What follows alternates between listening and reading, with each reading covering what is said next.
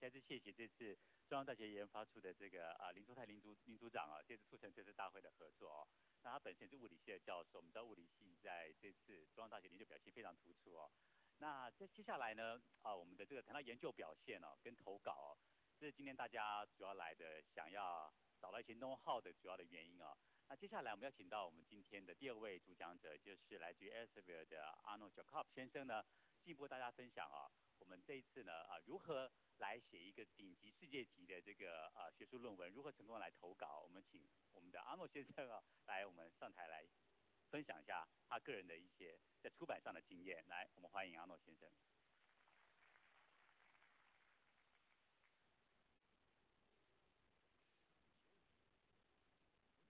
Good morning. This is the biggest hall that I've ever given this talk in. Thank you for showing up in such great numbers. You've just heard how important it is to publish internationally.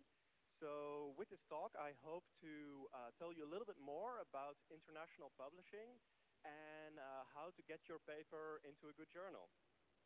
But first, a little bit about me. I've been in scientific publishing for more than 10 years now.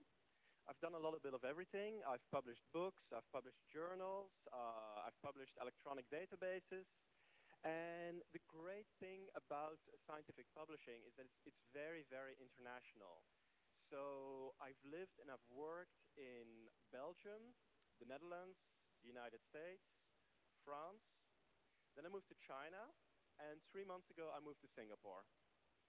So it's a place that really you can see the world. Now, in my previous job, I started a big team of about 70 people.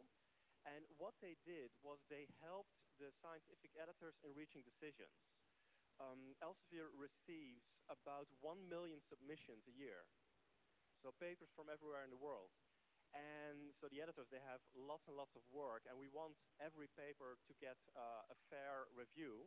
So I set up a team of people that could look at papers and then send a summary to the editor so that it's easier for them to make a decision. And in the process of that, we learned a lot about the things that editors like, the things that editors absolutely don't like. And we saw common patterns of the papers that were good.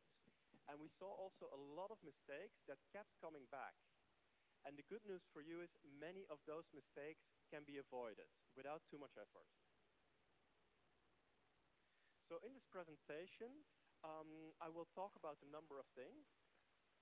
Part is how to prepare yourself, because before you can even start writing, you have to do a lot of other things, not the least of which is doing the research. It has to be proper research before you have any chance of writing a good paper. Then I'm going to go into really the nuts and bolts of what makes a paper. What are the elements of a paper and what should you be careful of?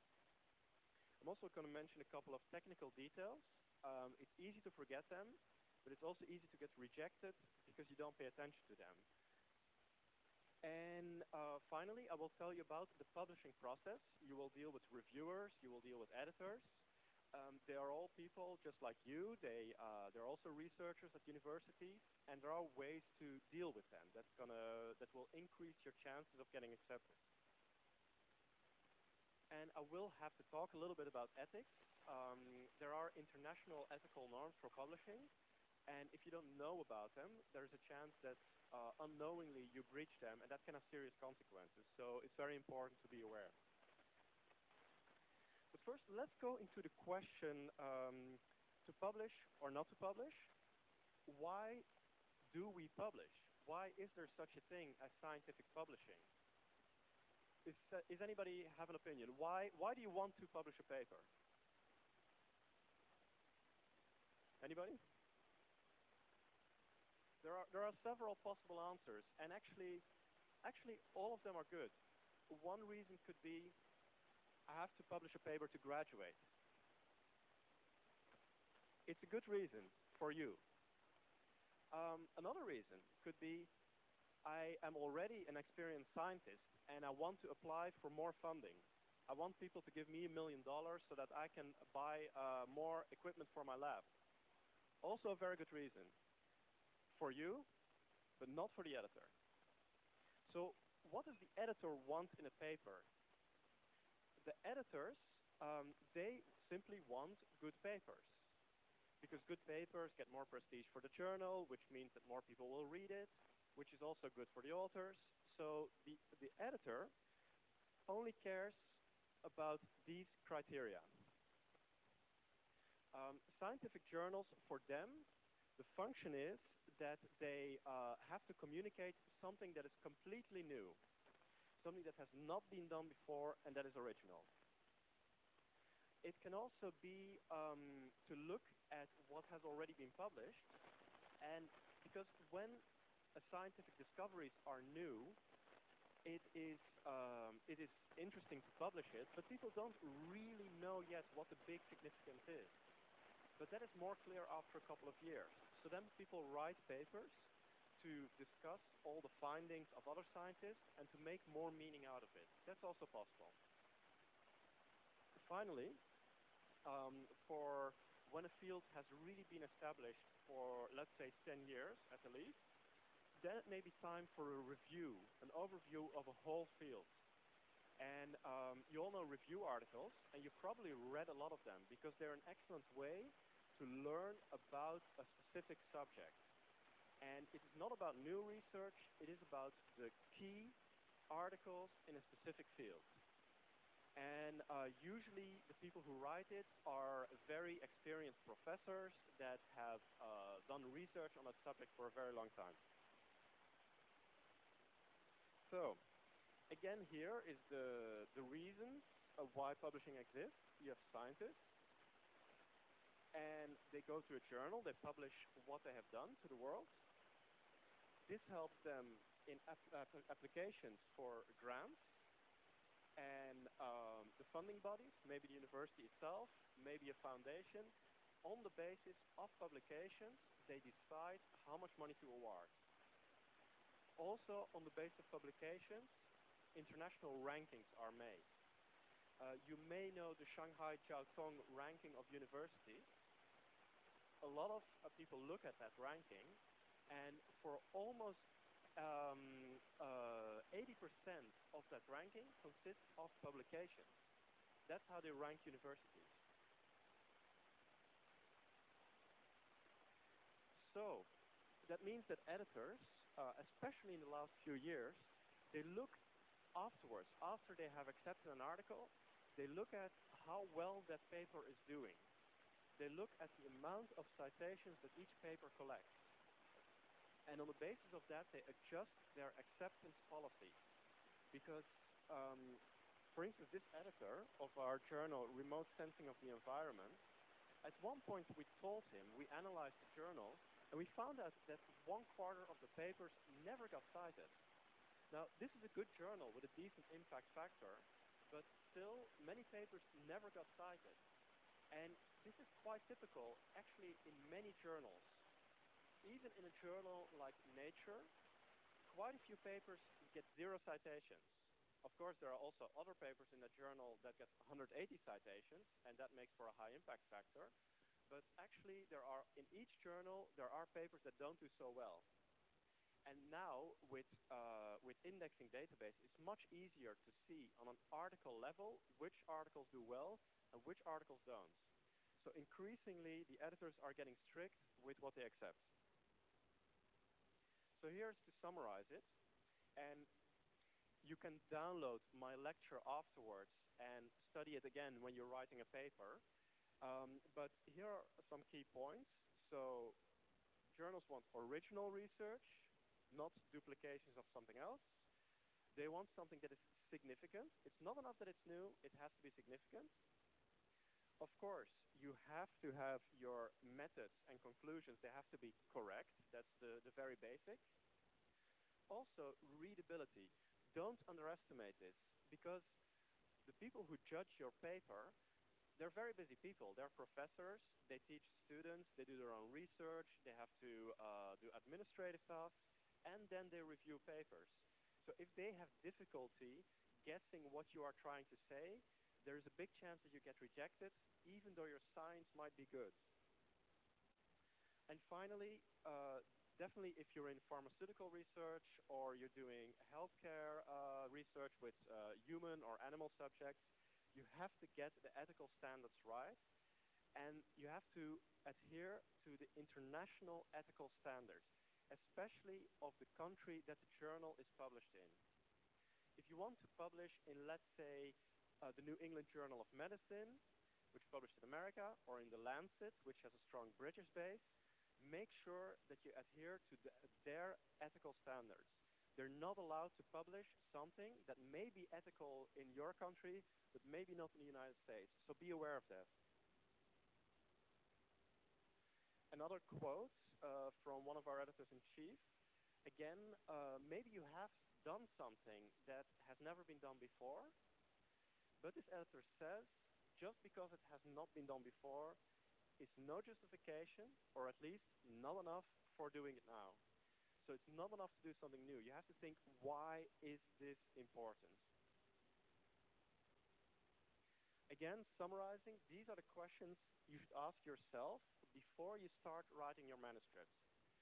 And preferably even before you start your experiment, because if you find out after your experiment that somebody else has already done it, then you've basically wasted a lot of time.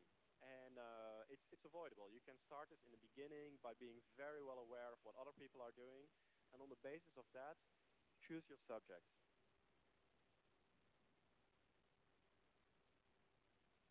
So now we go into the preparations. Of course, first decision is, what kind of paper are you going to write? Now, this is actually a summary because papers have lots of names. You can have theoretical papers, methodology papers, clinical studies. But for now, I want to make an easy distinction between three major types of papers. The kind of paper that you see most often, and that most of you will read, are original articles or full articles. They really describe an experiment all the way from the beginning, giving a lot of explanation why it's done, introducing the hypothesis, discussing the complete setup of the experiment. And so these papers are quite long. They can be between 10 and 20 pages in a printed journal. Now, there are also short papers, short communications, letters, it can have different names. These papers are only usually 3 pages long. They have very strict limits in the length, and you don't need to say everything. Maybe you're in the middle of an experiment, and all of a sudden you find something that is very special, that actually you think everybody should know right away, but you don't know exactly what it means yet. Why it is important, and for those, there are some journals accept rapid communications or letters. There are even journals that only publish letters. For instance, one of our journals, Chemical Physics Letters, or Tetrahedron Letters, they're very, very famous journals, and they're especially made for quick communications of important facts. So actually, this can be an easy way to get your limits of the number of papers you have to publish, because sometimes, depending on your university, it counts as a full article, and it's quicker to get published, and it's usually a little bit easier to get in.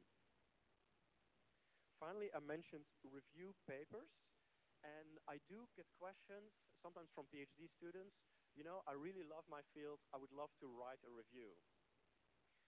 One reason also is that review papers tend to attract a lot of citations, which is again good for the author. However, most review papers get written by invitation only.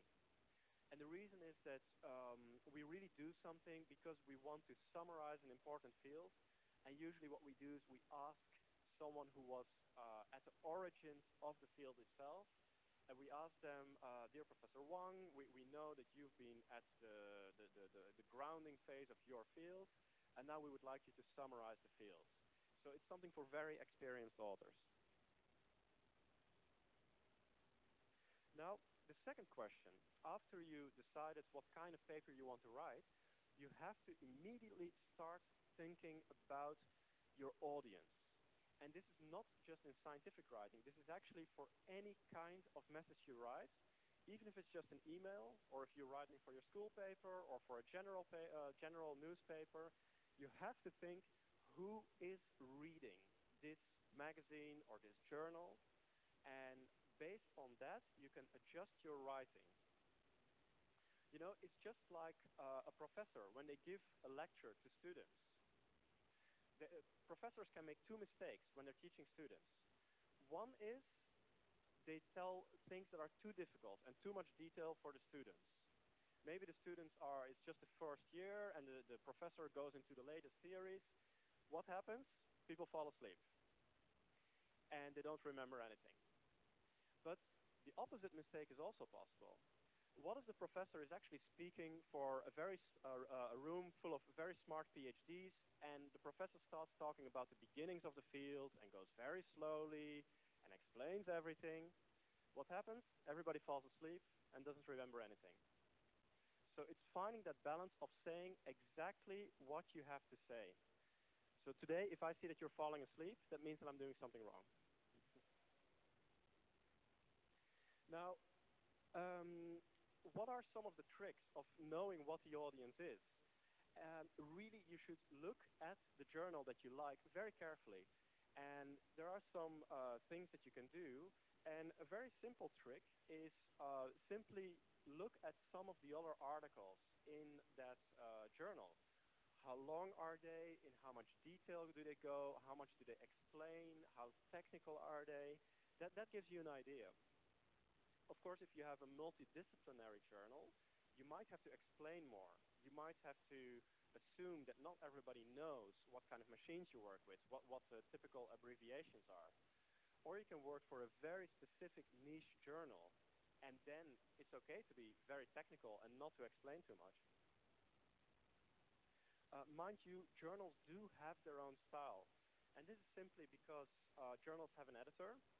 An editor is a human being that has his or her own preferences. They like certain articles.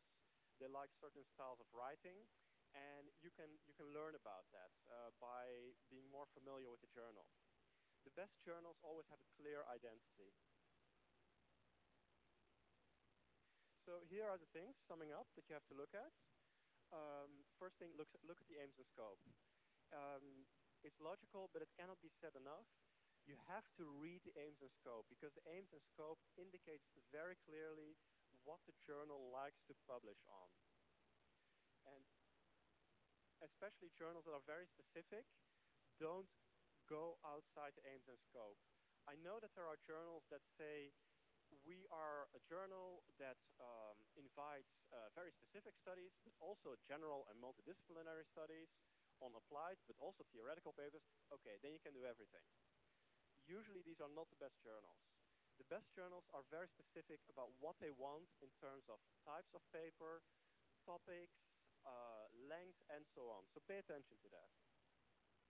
Look at what types they want. Some journals only publish original papers, so don't send them a letter. Other journals have specific types of papers. Some accept some conference papers, some don't. So read that. Readership, as I mentioned. Of course, also the hot topics. And it is really good to be aware of the literature actually as early as you can. As soon as you know where you want to specialize, start reading as much as possible. Maybe not the whole article, maybe just a lot of abstracts, but it gives you a feel of which research is hot right now. It's actually, research is fashion dependent. Some research gets out of fashion, and there can be good reasons for that. Some reasons are not so good, they're more political, but you have to be aware of that. And, again, this is such simple advice, asking your colleagues, asking your professors, they've been there before. If you have people that are a couple of years older than you and they got a couple of papers accepted, just ask them which journals they like to publish in. Each journal deals differently with authors, and some things you can find out from the website, others are more difficult. But if you know somebody that has written papers in a specific journal, ask them, what was their experience like? Did they like the review process? Was it fast enough? Did the reviewers give meaningful comments? All of those things you can find out by asking other authors. Usually they're happy to help.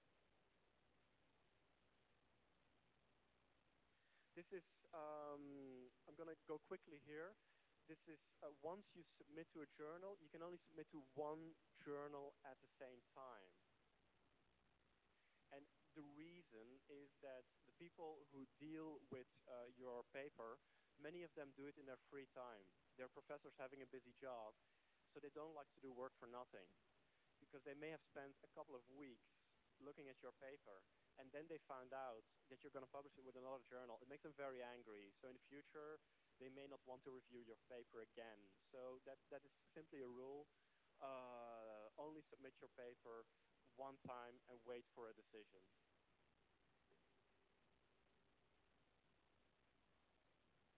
Now, maybe this, if you take away only one piece of advice from this lecture, it is this one.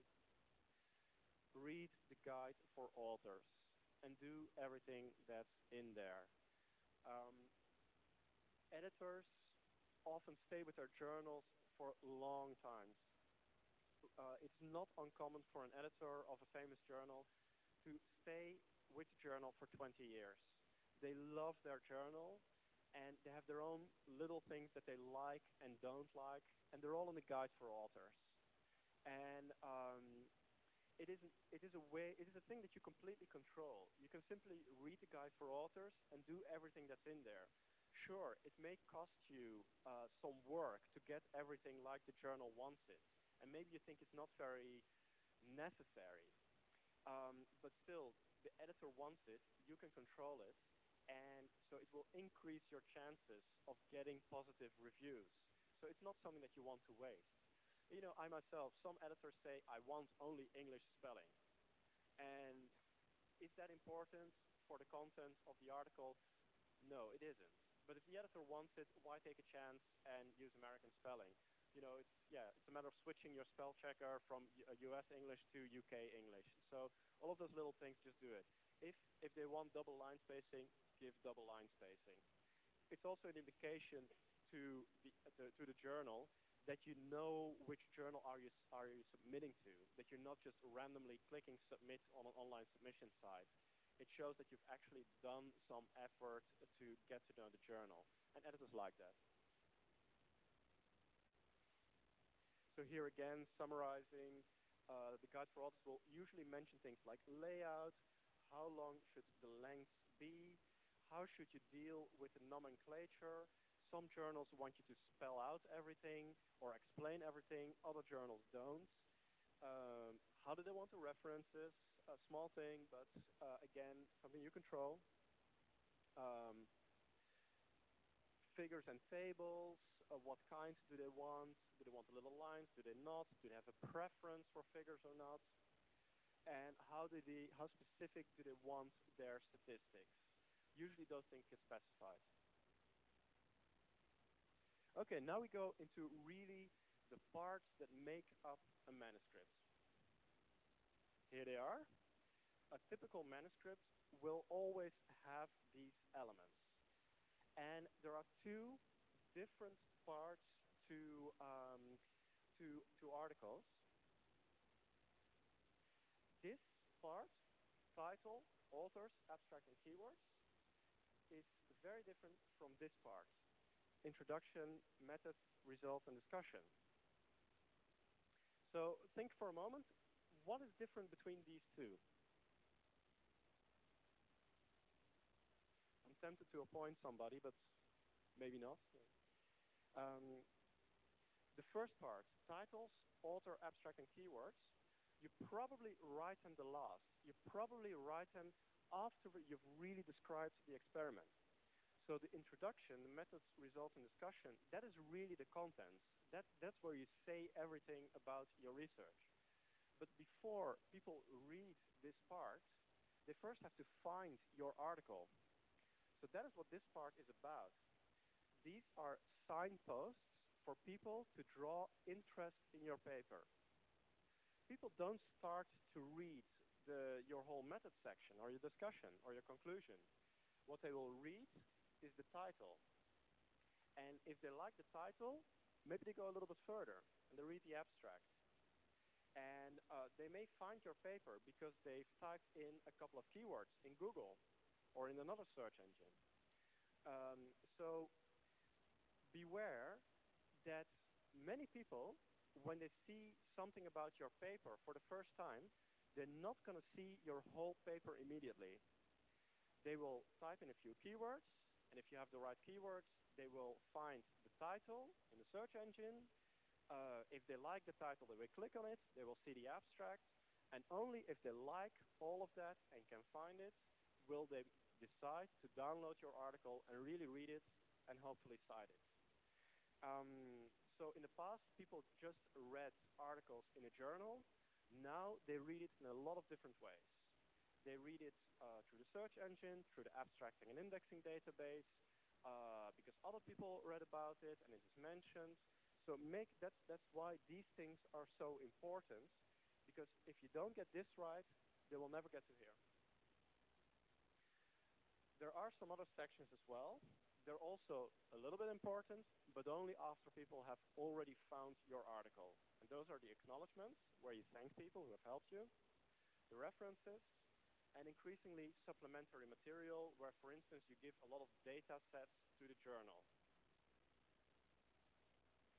So let's go to the title. What is a good title? What is a bad title? A good title describes exactly what the paper is doing. Exactly what you have done in no more words than necessary, but also not less. So make it easy again for the audience to understand you. So it has to have the main findings, but not with a lot of strange words that only the internal people understand. It has to be very specific. Never use words in the title like important or significant or new. Only say exactly what you've done. Be short if you can. Be complete. And most difficult, find a title that is actually sounds nice for an audience. On the one hand, you don't have a lot of options, because it's not like a movie title. It has to be, there's a lot of rules, so you can't use very advertising language. At the same time, it does have to sound nice. There are titles that sound very difficult, and other ones that sound quite attractive. So again, I hope that afterwards you can download this presentation, because we have lots of examples that come directly from manuscripts. So this is actually a paper that got published eventually, but only after the title and, of course, a few other things were changed. So there was too much information here in the title. It was too long. So the editors suggested the following title, and this is what got published eventually. So maybe afterwards, if you download the presentation, you can study what an editor considers important and what not. Now, your own name. You would think it's a little bit strange that I have a slide that just mentions spell your name right. That's basically what this slide says. But what we found when we started our own big database, Scopus, we tried to generate author reports. And what did we find? That actually many authors are inconsistent in how they spell their own name. So even things like between David, for a search engine, a search engine doesn't think, and so it identifies those as two different authors, even though they may be the same. And this is in Spanish, we have this problem that many people have double surnames. Sometimes they only use one, sometimes they use them both. Sometimes they use the hyphen, sometimes they don't. Now, you may ask, why is this important? People know. Well, the thing is, again, people find information electronically, and for a search engine, for an algorithm, these are two different names. Now, okay, I know that probably no one in this audience has a Spanish surname, but many of you have Chinese names. And especially in Taiwan, when I get a business card, I see two names. I see a Chinese name, and then I often see a Western first name, like Jenny or Michael or whatever. And so your foreign colleagues may know you under a slightly different name than your international name. Now, it's important. It's actually not important what is your legal name or the name you were born with or whatever. It is important that you always use exactly the same name, including the same abbreviations, the same hyphens, the same order of words. Like in Chinese, sometimes you use your first name first, but then when you talk to Western people, maybe you put your first name first, so you change the order. It's very confusing for search engines and may have influence on how many people find your paper and cite your paper. So be consistent. Oh, same thing, by the way, with affiliation. We found, for instance, for MIT, I mean, everybody knows MIT. And yet we found in our own database, we found many, many different ways of saying MIT. Some people say Massachusetts Institute of Technology. Some people write MIT without dots. Some people write MIT M.I.T. And all of those things make a difference. Abstracts. There are different kinds of abstracts, depending on the journal, depending on the subject field. Again, look at the journal, what kind of abstracts they have. Indicative abstracts, it's not the most used. It's more used for review articles and conference reports.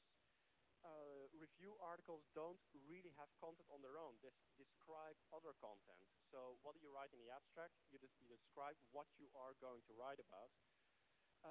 But for most original papers, you will write an informative abstract. And what that means is that you effectively write a summary of the paper that can stand on its own. So you describe what you've researched, how you've done it, what the results are, and why this is important. So it is like a miniature version of your paper without all the explanations. Now, an informative abstract has to be able to stand completely on its own.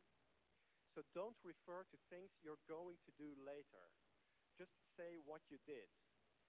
Again, the reason is that many people don't read your whole paper. They will actually only read the abstract. So it is important that it can stand completely on its own. You know, if you find things, chemical abstracts, it's a very important database that has been around for 100 years. It just gives abstracts. And for many people, that is enough to get a quick overview about a specific field. So that's why an abstract, make sure that you can read it completely independently. In medical journals, you find often abstracts that are a little bit longer and that have headings on their own. Same thing, they should be able to stand on their own, but they make it even more specific by giving headings in the abstract. So here are summarizing what makes a good abstract. It has to be precise and not too much value statements in there, as you're never going to say in the following great piece of research. It has to be able to stand on its own. Make sure that many people, as many scientists as possible can understand it, so avoid jargon. Keep it brief. And don't cite references, again, because you're not going to include references in the abstract itself, and people don't read the whole paper necessarily, so it's no place to mention what's going to happen later or who you're citing. Keywords. Keywords have been around for as long as scientific publishing is there.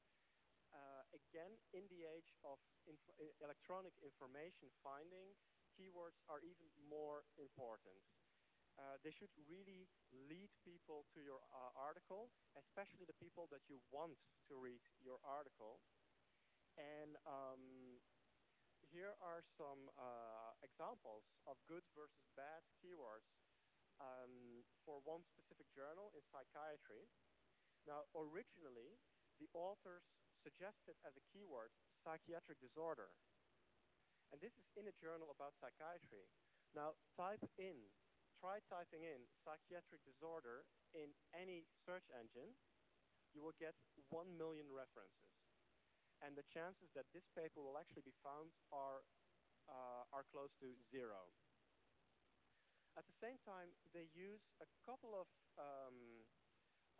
abbreviations, and maybe they thought everybody who reads this journal will know what NRG1 is. And maybe they're right, but then they forgot that the people who are going to find this keyword are not necessarily specialists who read this journal. So that is why the editor suggested of, instead of NRG1, actually spelling out into neuregulin 1.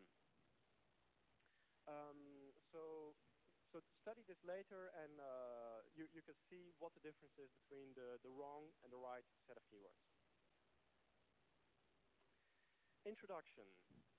And the introduction is a very misunderstood part of research. It's actually a part that authors like to get over with. They like to skip it.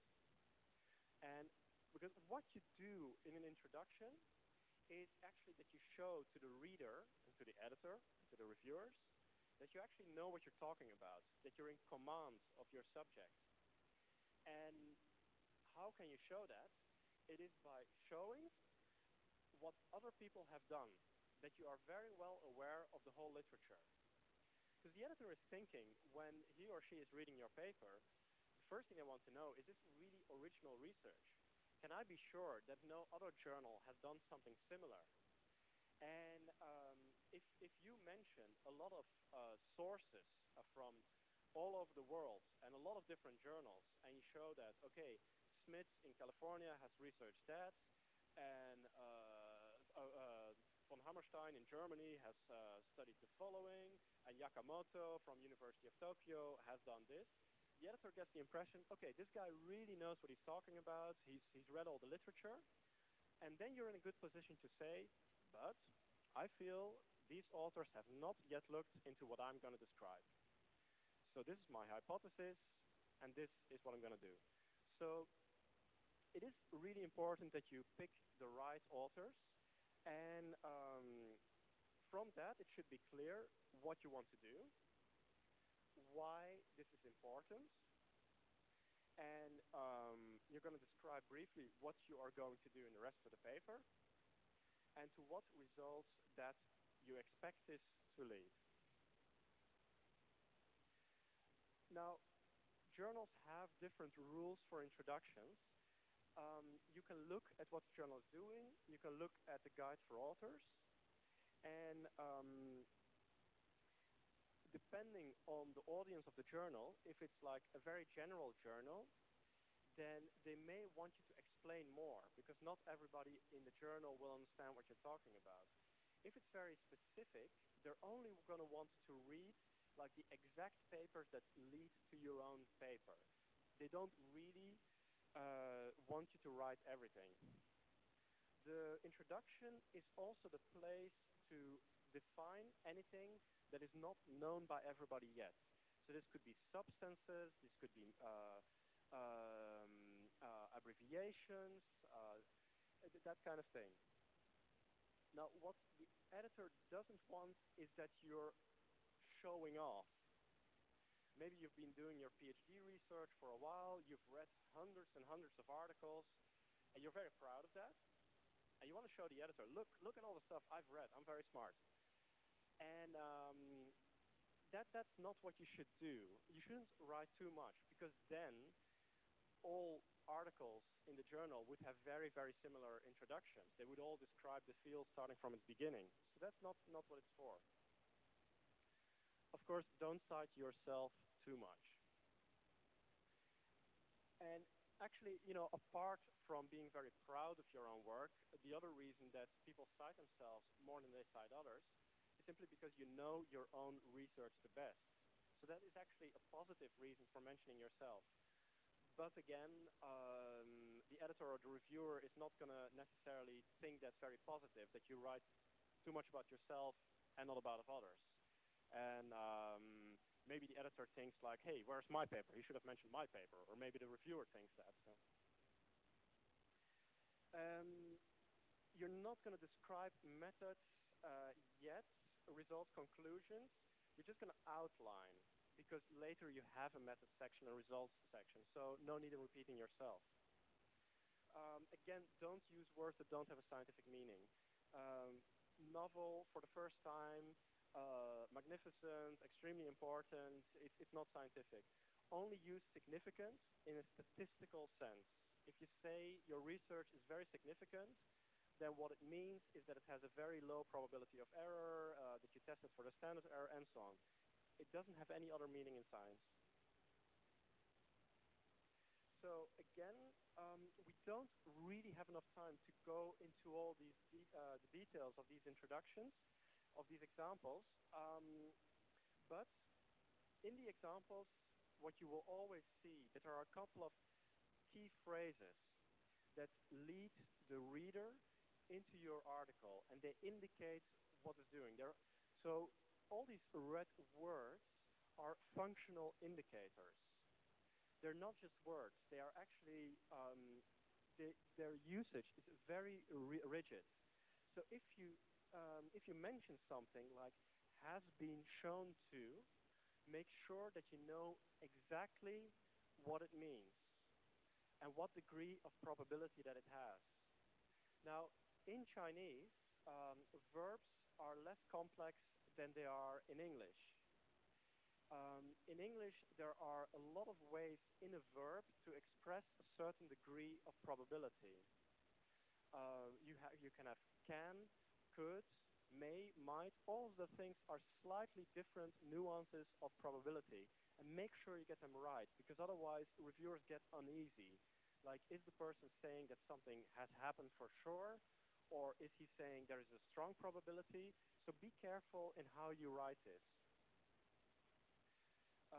You will typically find things in an introduction like previous studies have shown that, because you're always talking about other people's literature.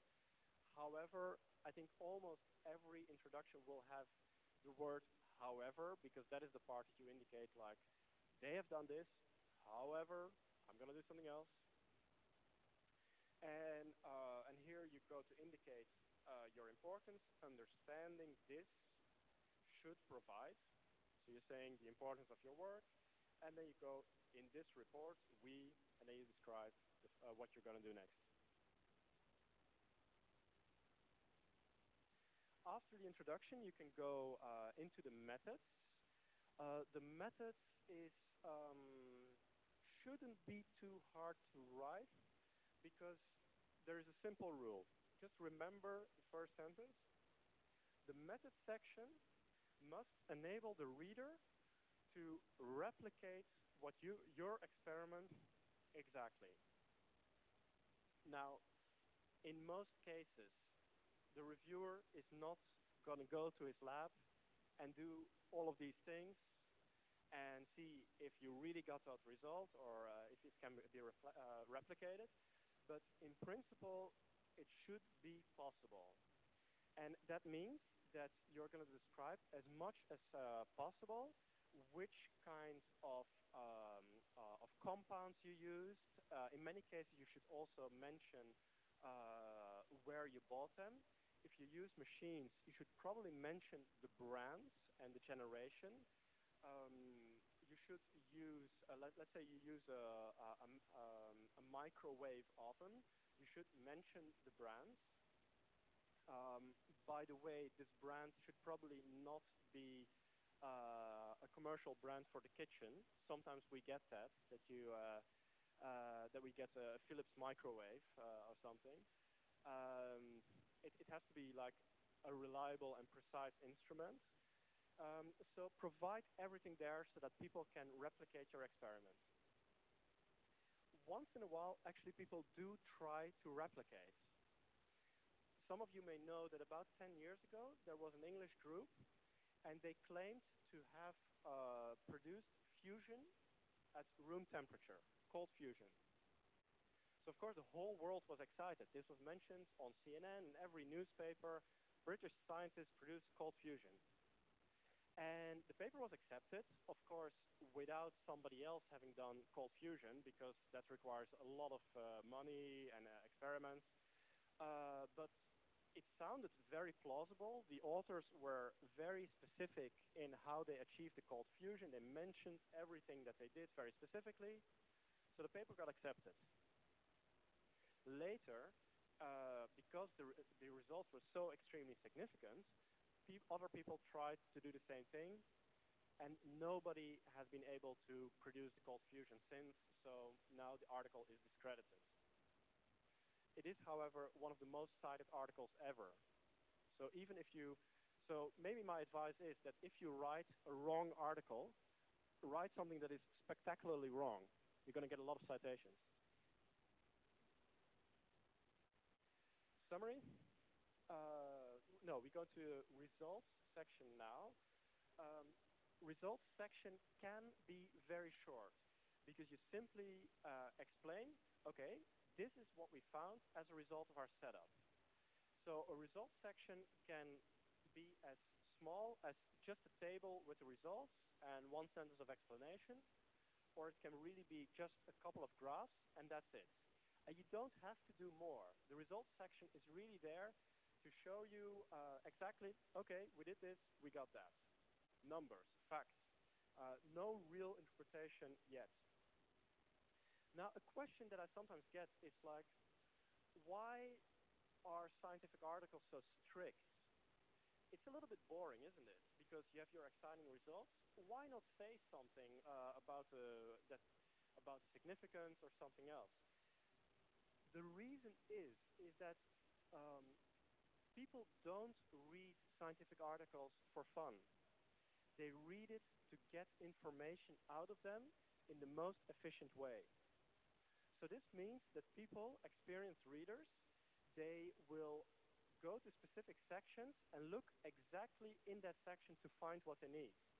And if they don't find it there, maybe they will not even look at the other sections.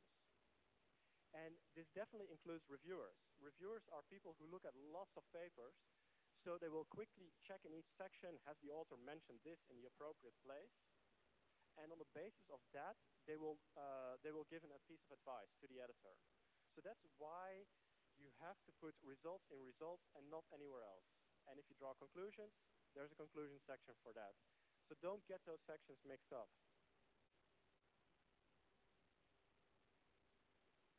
Now, graphics. Graphics are extremely powerful. They can show in just an image what you might need several paragraphs for to explain. So, graphs. My first boss, when I took my first job as a desk editor, he told me that the best papers, that the graphics can almost be like the heart of the whole paper. That the graphics show immediately what the paper is about and maybe even the significance. And the rest is just explanation and further detail, but it's really the graph that can convey the whole meaning. So the Journal of Organic Chemistry, one of the very famous chemistry journals, this is a quote of the editor. He also says, readers often look at the graphics first and many times go no further. So if you have a powerful graph, this is a really great way of getting the reviewer interested in your paper and express a positive opinion about it. Then, of course, a graph, it always needs a little explanation. What is in the graph? The caption should be able to stand alone. It should say exactly what the graph does. Now, the data, if you have a good graph, people can immediately say what you want to say. If it's a bad graph, they have no idea. So the graph has to be very clear. And only use color when you can't say things in a different way. Otherwise, it's just distracting. Not to mention, it can increase your costs because in printed journals, many journals actually, if you want to print a color figure, they charge a fee, and the fee can be pretty high, something like $1,500 or something. So if you can say it in a different way without color, then just do that. Of course, when you have a brain scan with very complex areas, color is by far the best way. But think about it. Now, this is a way of expressing something that is actually not recommended. The author probably thought, let's be complete. Let's just say everything I found. And he presented a very long table that the reader would probably have to stare at the screen. And if they're not very patient, they would probably just move on. And yeah, we don't think this table added anything. In this case, actually, just one sentence would have been more clear than printing the whole table. Also here, this is another example of where the table is actually more clear than the graphics. The graphics show the little bars, but there's a very big difference between the lowest amounts mentioned and the highest amounts. And in the table, there's not that many data, and you can see it very clearly what the results were. Whereas here, it's really too hard to see what the significance is, especially of the smaller parts. All this tells you is that this part was much more significant than this part, but it's not really helping the reader or the editor. Okay. An example of a graph that we think had potential, but that was not very well executed. I'm going to let you look at it a little bit, so maybe you can form your own opinion about what's wrong with it. And I'm going to get some water so I can keep talking to you.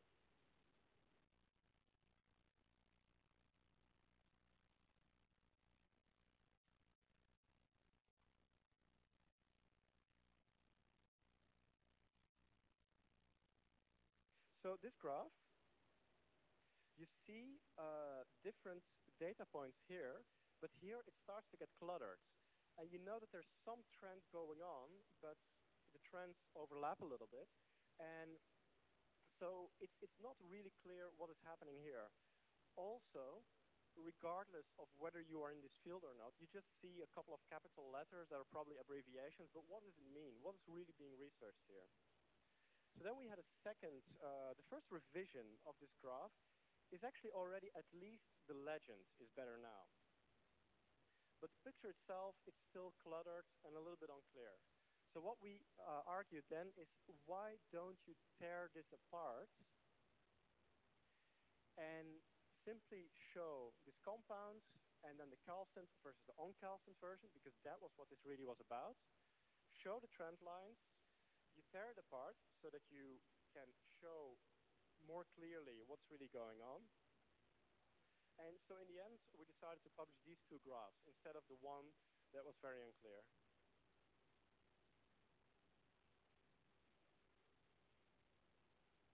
Statistics.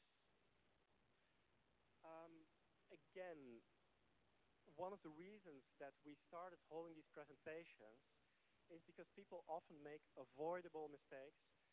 Statistics is definitely one of them. Most of the people here will have at least had the basics of statistics in your first year.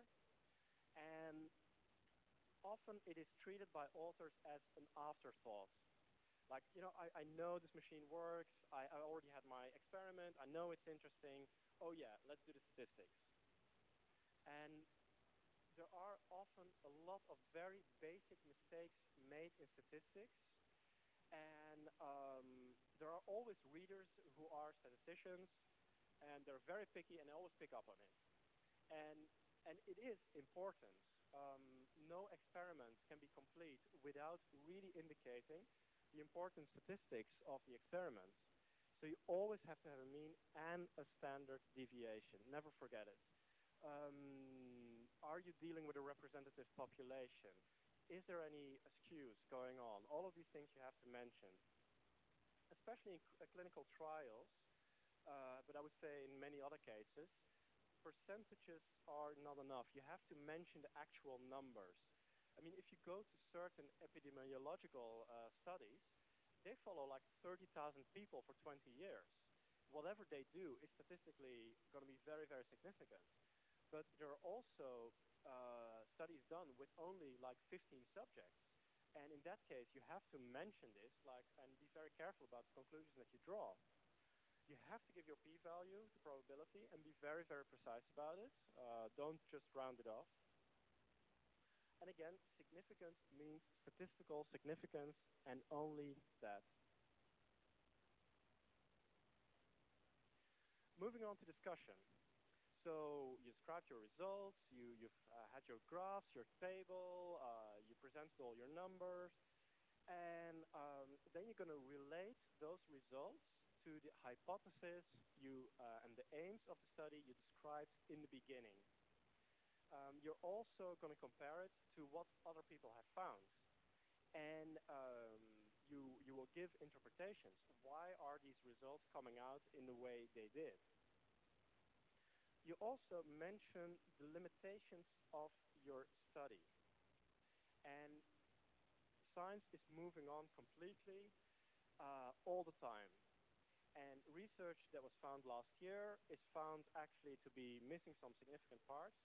And everybody knows that. I mean, one day, your research will have moved on or will not be so significant anymore. And that's great. That's the great thing about science, that science always keeps reinventing itself. So it's quite okay to mention the things you haven't done yet or the things that should be done in the future. You don't have to hide it. It doesn't make you weaker.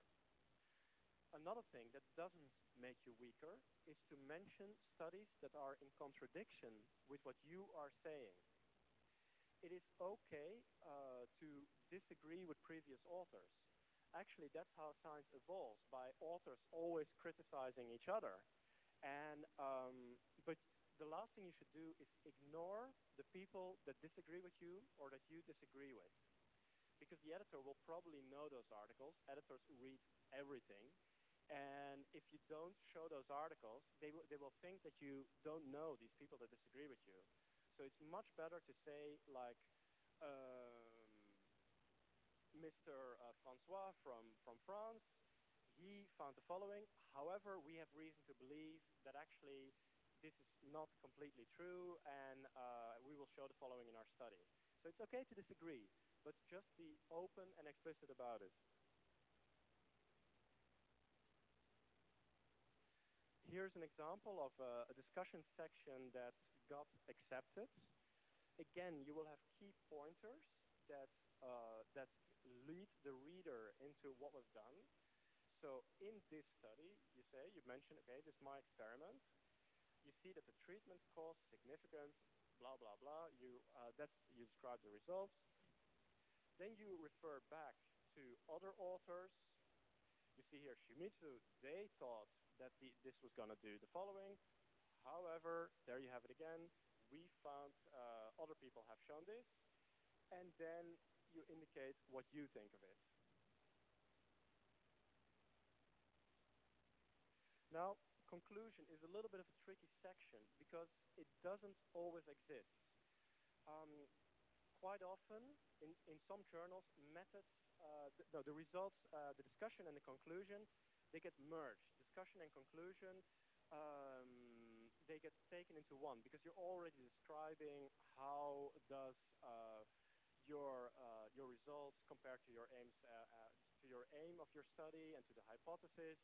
So maybe the conclusion is simply my hypothesis is right and my limitations are the following. So the next studies should go into researching what my limitations are.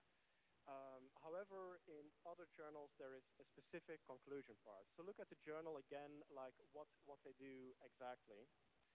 By the way, the conclusion is not the same as the abstract. The abstract is the summary, the miniature of your own paper. The conclusion is not that. You're not going to repeat what was already said in the methods, results, discussion section. It is actually a section on its own.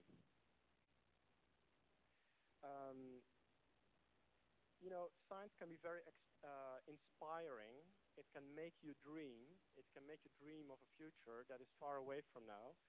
Unfortunately, um, a scientific paper is not the place to get really philosophical about bigger significances for the whole world. In that sense, science is a little bit boring. You only talk about exactly what you've researched and what that is going to lead to. You don't speculate about a better world.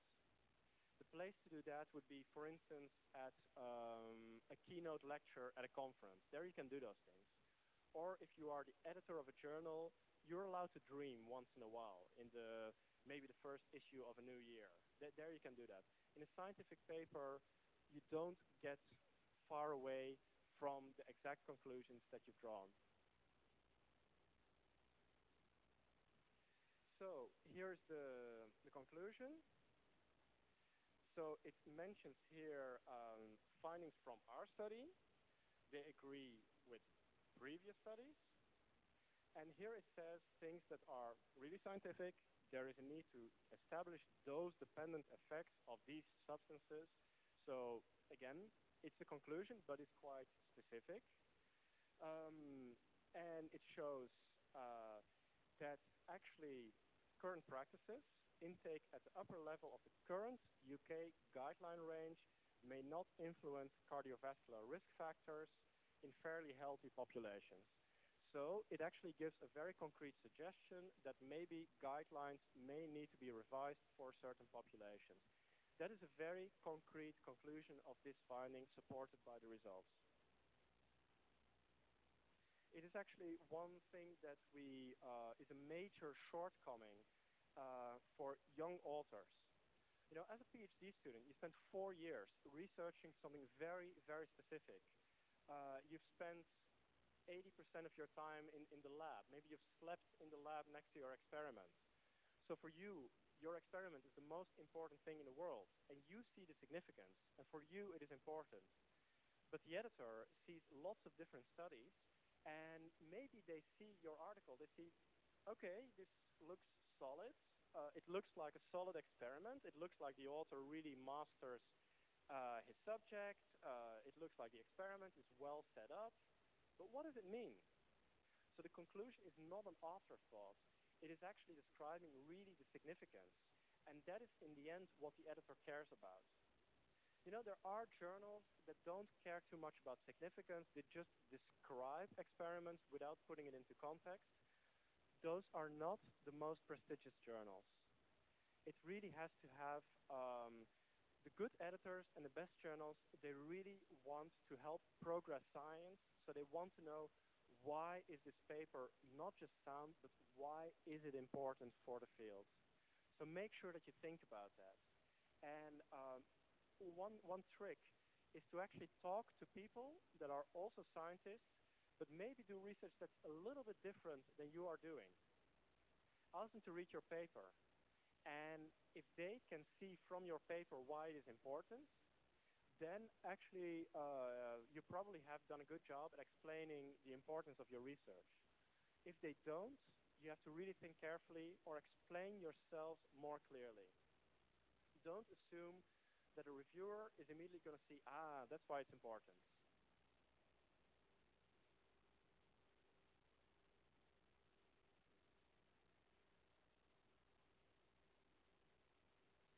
Okay, acknowledgements. Slightly less important to get you accepted. It is a section where you thank everybody that has not written your paper. Of course, there are co-authors, but maybe you were setting up a pretty complex technical system, or you were dealing with a new piece of equipment and you don't really know how it works. So you asked a lab technician. And actually, the lab technician maybe came in on a Saturday or Sunday just to help you set it up. Now, if you don't acknowledge them, for the next experiment, they're probably not going to be so nice to you anymore. So this is the place where you can actually mention everybody who helped you, but is not an author. It could also be maybe a friend you have in England who really took the trouble of reading your whole paper, maybe correcting some phrases, giving you advice, you can really use the acknowledgement to mention them. Also, sources of funding. It is essential and often a requirement that if somebody gives you $100,000 to do an experiment, or has given you a scholarship so that you could study for 4 years or study abroad, this is the place to thank them. So don't forget it, or it might be less easier to get a scholarship or a grant next time. It is also the place where you mention people that that sometimes you may think maybe this should be an author. So maybe you have too many authors. You mentioned 6 authors because 2 of them have helped you, or maybe they've looked at your English, but they're not really responsible for the content. So those people should not be authors, but they should be acknowledged.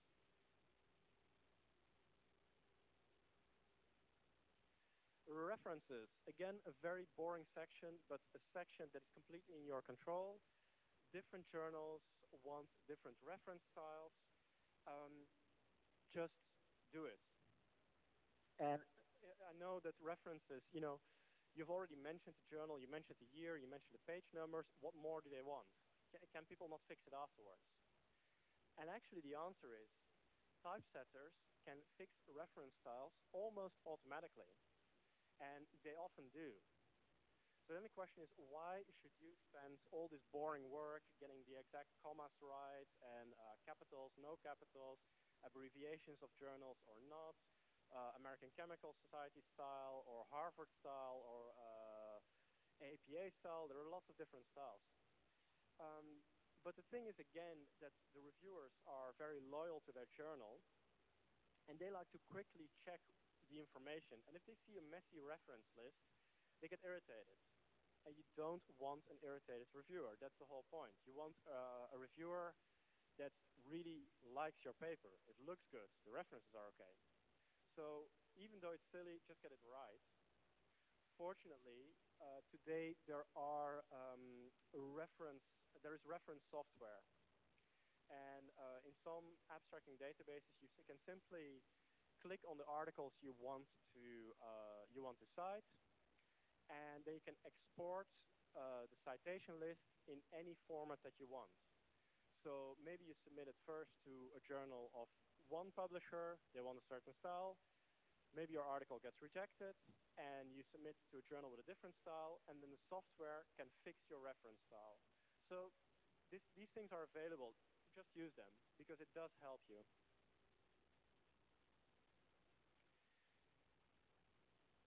And one thing to avoid in references is anything that cannot really be checked by editors or reviewers. The whole point of a reference list is that it leads readers to the literature that you mentioned, so that they can check if you say that Yakamoto at University of Tokyo has proven the following.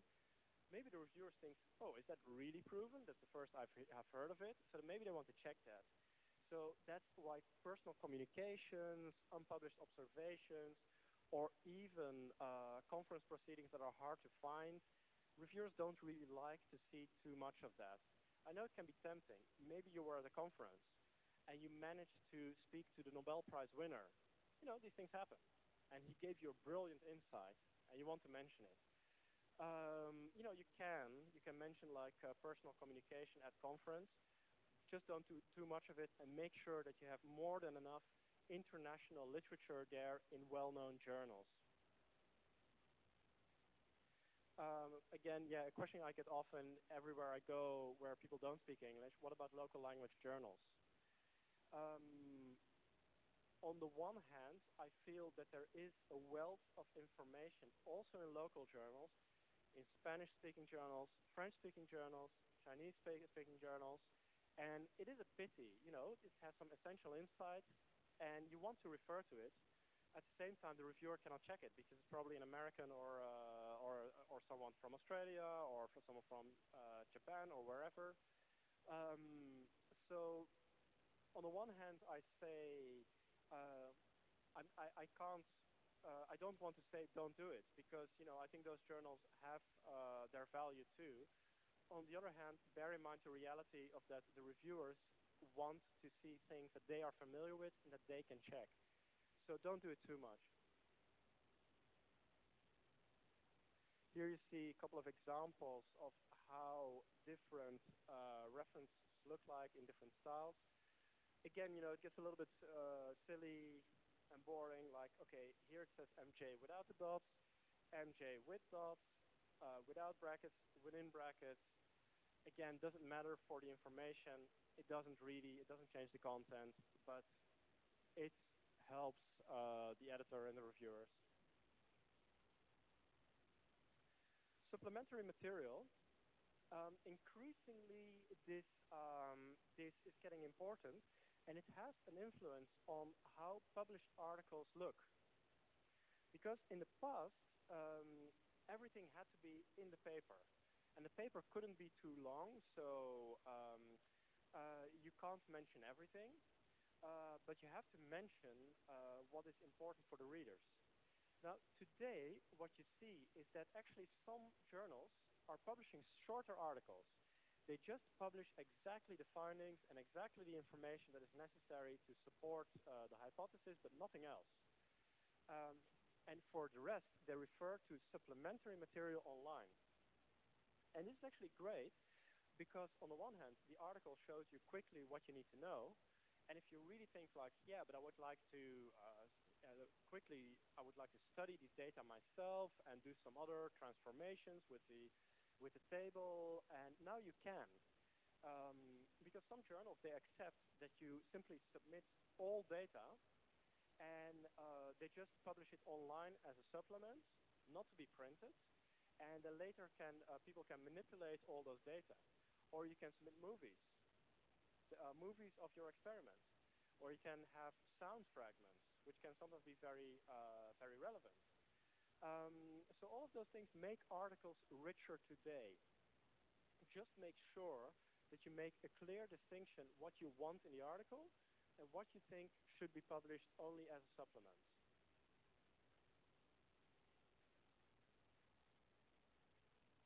Some technical details that I hope can get you closer to acceptance. Just about the length. Now, manuscripts are in general, for original articles, between 25 and 30 pages, leading to about 10 to 15 pages, maximum 20 of an original article. Don't make it too long, and especially be careful with length if you are submitting a letter article or a short communication. The whole point about letter journals is that they publish quick information on a limited amount of space. And these journals, they often have word limits, and if they say 3,000 words maximum, don't give them 3,001 words. And again, the editors are often quite famous people, and so they have people to help them. And they may very well ask their secretary, okay, just open the article in Word, go to the word count. If it's 3,001 words or more, I don't want to see it. And you get a standard rejection letter. And some journals are specific. Some journals will actually say to you, if you shorten it, we will reconsider it. Other journals are so swamped in articles. Some journals have rejection rates of 90%. And so whenever they find anything wrong with the manuscript, you get a standard rejection letter, maybe even without explanation. I know this is frustrating for you, so try everything you can just to make sure that those little details are right. By the way, you may think that the journals with these very high rejection rates, oh, but that must be Cell or Nature or Science. Of course, those have high rejection rates. But you'd be surprised at many normal journals that you just read, and they're good, but they're nothing very special, that they can have extremely high rejection rates. And any idea why this is, that a normal journal still has an extremely high rejection rate? The reason is the expectation of the author. Now, for instance, The Lancet, or cell, everybody knows that in that field. They have impact factors of over 30. And so before any author submits to The Lancet, what they're going to do is, first of all, they're going to take a long time to get their experiment exactly right. They're going to discuss with their dean, like, okay, is this really important enough for The Lancet? And maybe they even will talk to specialists at the funding agency. Do you think The Lancet will like this? So when they finally submit to The Lancet, it will probably be a pretty good manuscript. So actually what we found is that people who finally submit to The Lancet, actually the rejection rates are not that bad. You know, it's still 75% or something, but people expect it higher. Whereas Elsevier has a journal, Materials Research Bulletin, and on the one hand, most people in materials research know this journal. On the other hand, it doesn't have too high an impact factor. The editor is not extremely famous. And so what do we see? Every PhD student in the world thinks it's easy to get in. So the paper gets the journal gets so many papers that they have to reject more than 90%. And it's simply because the expectations of the author. So don't assume that just looking at the impact factor that you can think it's easy to get in or not easy to get in. There may be a lot of surprises there.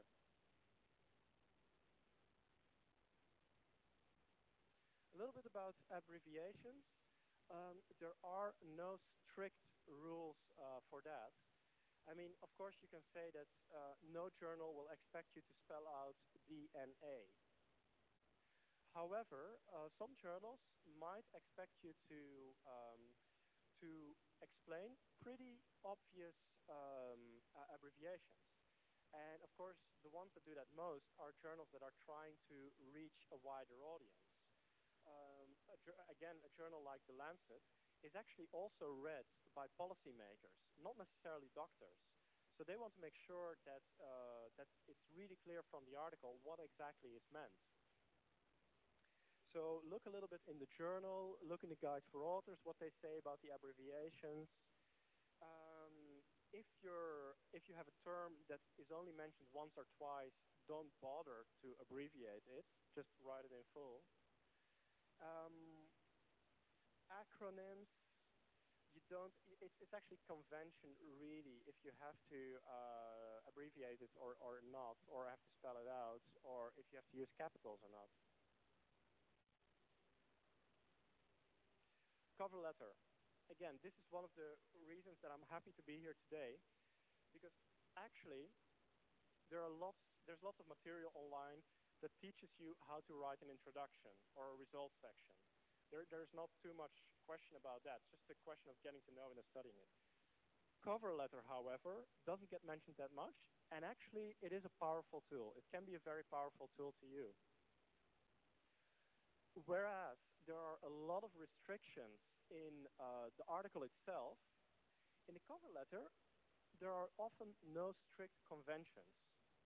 In a cover letter, you can write to the editor from person to person. So in the cover letter, it is actually okay to say, dear editor, I love your journal.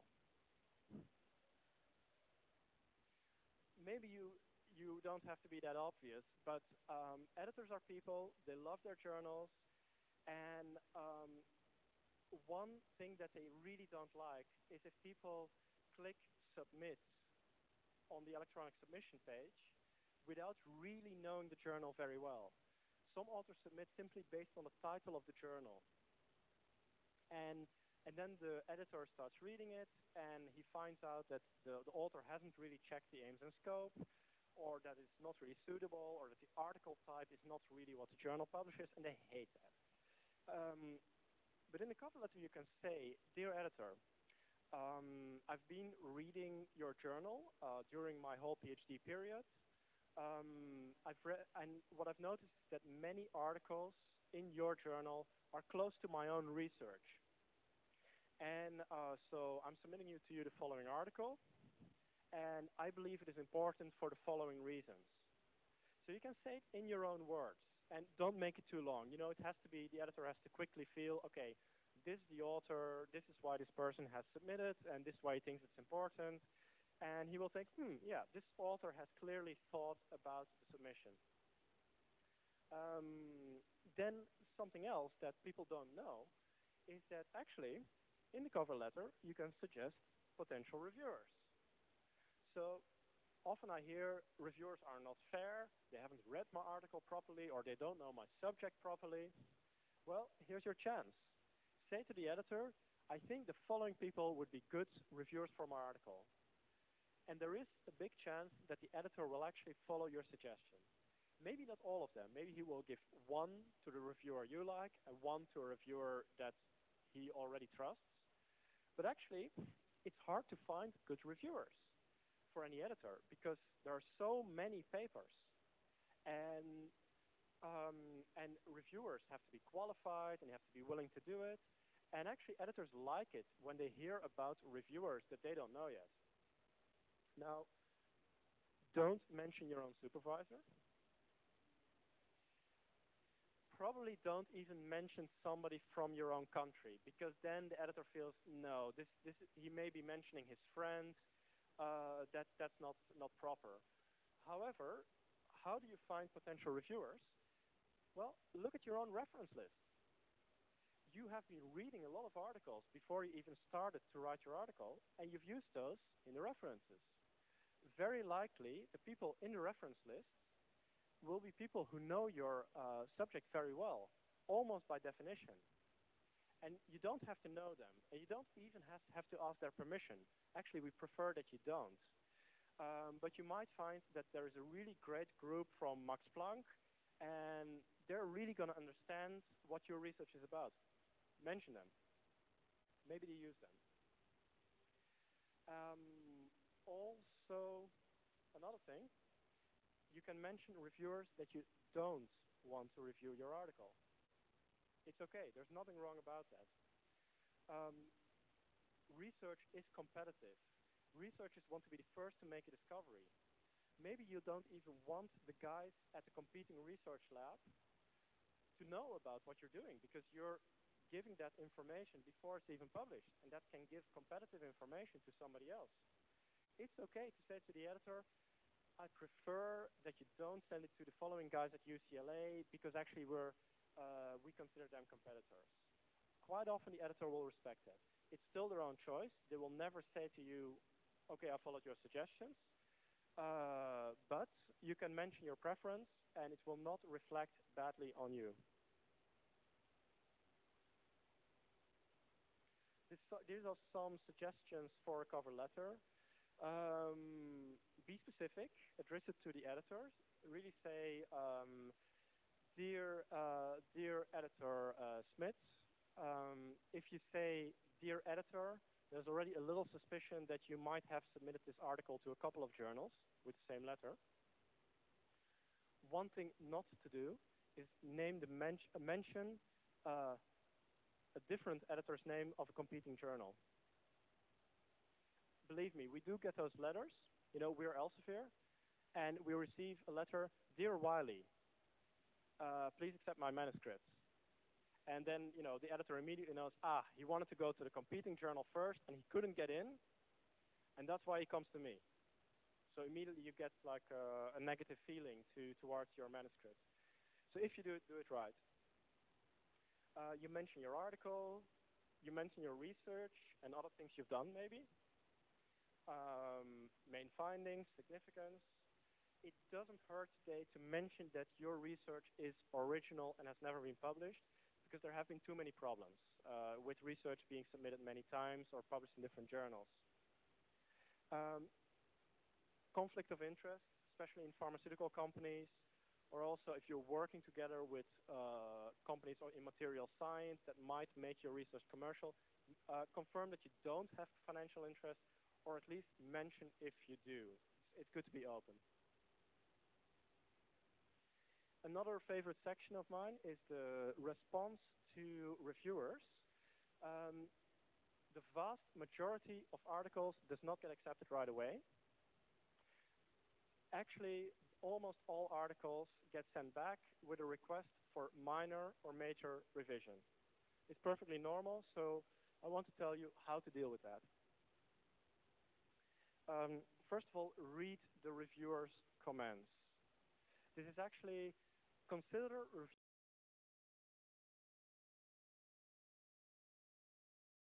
even if you don't agree with it, read it and try to understand why they're saying this. Even if they're wrong, maybe you haven't been clear enough. So read it and consider it as a gift, as a learning experience. Then respond to all points. Never ever ignore a comment by a reviewer. I know that this can be sometimes, authors feel it's impolite to disagree with the reviewer. It's okay, it's not impolite. What is a problem is if you ignore the reviewer's comments. It makes the editors nervous. Even if it is a bad comment from a reviewer, you still have to mention it. Otherwise, the editor thinks you're ignoring it, and it will more easily lead to rejection. Be specific. Make sure it is very clear that if the reviewer gives a comment, that you are very clear in your reaction. Mention the page and the line numbers so that people can find it quickly. If they ask you to do additional calculations, just do it, except if you really think that it is unnecessary, and then you have to explain why. So here's an example of a bad and a good response for a reviewer. So probably the reviewer has said, yeah, but I don't think this and this is proven. So at first, the author said, well, the reviewer is clearly ignorant. He doesn't know the literature himself. What a bad reviewer. Now, this is going to go back to the reviewer, and if they see a sentence like this, you're going to get very uneasy feelings. Whereas it is actually very easy to say the following: thank you for your comment. However, we feel that actually the thing you're missing has been supported by the following work, who actually proved the following. And then you actually have disagreed with the reviewer, but in a very mature and respectable way. And it's very likely that the editor will say, actually, that's a good point. You don't have to change it. So be very specific about what you're changing. So, many times it's just little comments, and you think, actually, that's right. I will quickly correct it. But mention that you've corrected it. Otherwise, the editor has to read the whole manuscript again. They don't like that. They don't have time. Also, something quickly, sometimes criticism keeps coming back, but you have one response to it. Simply refer to it. See section 1 for response. Otherwise, it gets a bit boring. Also, an example of the reviewer's comments. See the author. You can immediately see what the author says. It's an italic. He identified it by saying author's reply, and basically quickly commenting, actually, yeah, you have a point. We agree. We will add an appropriate, and so on. Rejection happens for a majority of papers. For Elsevier, the figure is about 60%. This is quite common for the industry. For some publishers, it's lower. The answer is really, the reason why this happens is there are so many submissions. As was mentioned before, universities encourage their authors to publish. Sometimes it's even a requirement. In a few countries, if researchers don't keep publishing, their position is in danger, or they can't make a promotion to senior lecturer. So the pressure is high, and as a result, publishers receive loads and loads of papers. At the same time, we hear from the same universities that buy journals, don't give us more papers every year. We want very good papers that are used and cited, but we don't place a value just on more quantity. So at Elsevier, and also our competitors, we have a reason to improve the quality, but not the quantity. So this is a challenge for authors. I realize that. So if you get rejected, at least you're not the only one. It's actually, you're part of a majority. And the key then is not to take it personally, but try to learn from the experiments. If the reviewer gives a lot of comments, learn from them. Learn what reviewers want. Learn what the editors want. Now, I know that not all journals are very good at this. I know that many of you have probably received a letter that says, "Dear author, thank you for your submission. Unfortunately, we cannot accept it." That's not really helpful, is it? And we encourage our editors to actually give a real explanation what's wrong with it. And unfortunately, sometimes nothing is wrong with it. It's just that the editor can only accept a limited amount of articles, and maybe they have already published something a little bit similar earlier in the year, and then they say on the basis of that, even though it's a good paper, even though it is a little bit significant, I'm not going to publish it now. So if you are fortunate enough to receive a lot of reviewers' comments, then really learn from them. We have some editors that do way more than they have to do. We ask our editors to make fair judgments, but we have editors that actually rewrite abstracts for authors, even the ones that get rejected. Now, if you are so fortunate to have an editor that rejects you but helps you rewrite your abstract, learn from that. We have actually seen papers, and they get rejected in one journal, but with good criticism, and then the author submits it again the next day at a different journal, completely unchanged, not even using the editors or the reviewers' comments. Now, then you're really throwing away free advice, because with those comments, your article might have been a lot better. This is a suggestion I've received from an editor. This editor said to me that actually he doesn't mind. He actually prefers it if authors come to him and say, "This article has been rejected for the following journal. However, we've improved it a lot. We've listened to all the reviewers' comments. You can even include those previous reviews, and then submit it again." He says, I'm not prejudiced against those papers. Now, this is your own choice. Maybe you feel it reflects negatively on you that you have been rejected. Again, you're not alone. It's your own decision, but at least this editor said it's not a bad thing to mention it and even include the reviewers' reports, because it saves work for me and it may still lead to publication. I'm going to do a little bit about ethics, and some things are very obvious, some things are less obvious, but the consequences of not following ethics in publishing can be extremely dangerous for your career. So this is what one of our editors of our biggest journal says. It can earn rejection, not just rejection, but even a ban from publishing in the journal ever again. And bear in mind that when you are a scientist, you're part of a community. And you'd be surprised at how small global communities of scientists really are. If you are in the field of chromatography, there are probably around 100 scientists in the world that really decide and push the field forward. And they all know each other. And if you do something that makes an editor angry and is against ethical rules, you're not just in trouble with that journal. You may be in trouble with other journals as well. So here are the different things that you should be careful of. Let's go multiple submission I mentioned first. It's relatively innocent because at least what you're doing is you're spreading your risk of getting accepted. You hope to increase your chances. But reviewers hate it, and reviewers often review for more than one journal. Again, the community is not very big, and it happens quite a lot that a reviewer gets asked by one journal, "Please, would you review this paper?" The next day, he gets it from a competing journal, "Please, would you review this paper?" And he sees it's exactly the same. The consequence then is that it gets rejected for both journals. And this happens a lot, more often than you would think. Redundant publication. If you've already published something, don't publish it again. That's simply what it is.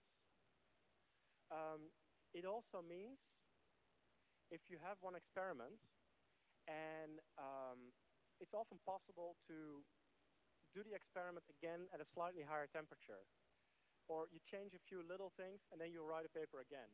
And actually the paper is almost exactly the same, but you change a few details and you submit it again to a different journal. Editors really hate this. And again, they often find out because, again, through search engines, it is quite easy to see what else has been published already in a field. Editors don't do this because they distrust authors. They often do it to find reviewers. So they receive a paper with one subject, and then they search a little bit who else has written on the subject, and then they find that you have written a very similar paper only 6 months ago. Again, reason for rejection, and it has a bad effect on your reputation. You know, there might be some exceptions. You might have been at a conference, and your article was published in conference proceedings. Conference proceedings often are not very well read. They are published one time, the people at the conference, they get the proceedings, but beyond that, they don't have much influence. If your research is really important enough, you might think it should really appear in a proper journal. It can be okay, but mention it to the editor. Don't submit it without saying. So be very careful.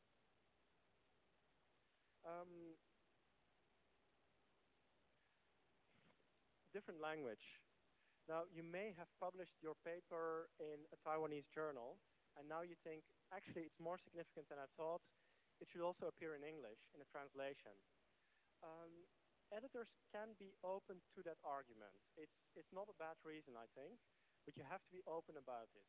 Of course, you know, if you only publish it in Chinese, it puts big limits to who can read your article, and editors may be able to understand this, but you have to get approval from them first. Plagiarism. Okay, now it gets increasingly worse.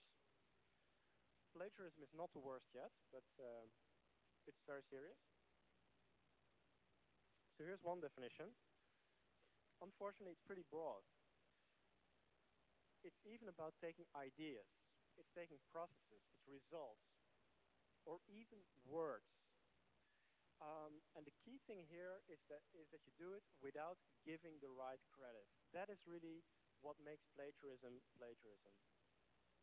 So this is a definition from the American Office of Science and Technology Policy. It's taken very, very seriously. Here's another definition from a professor. And you can see that really people consider it as theft. So they think you're a thief if you've committed plagiarism in any way.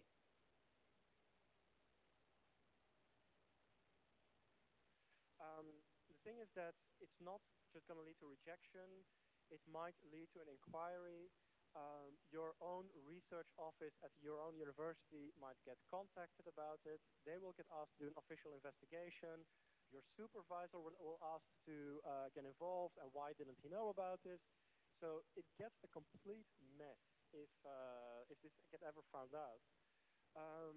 And of course, you all know if you copy a paper and you put your name on it, okay, that is the most blatant form of plagiarism and the most stupid one because it's easiest to find out. However, since plagiarism has a pretty broad definition, there are much smaller forms of plagiarism that also count as such. For instance, paraphrasing. You know, obviously, this is an example of improper paraphrasing. So this is the original, and actually the author does mention the previous author. So there is credit here, but the wording is exactly the same. This is considered a minor form of plagiarism. And we have to explain this in countries where people don't speak English as a main language, because often they do it because they're afraid that they will make mistakes in English. But what the editor sees is that they get nervous. Does the author really understand the original meaning? Because they just copied it. So you still have to say it in your own words, even if you mention it. Another thing, the introduction section. You're going to talk about a lot of literature, and you think, you know, this has all been done before. I'm mentioning these people. So they copy an introduction or part of an introduction from a different paper. And they think it's not that bad because my research is original and my conclusions are original.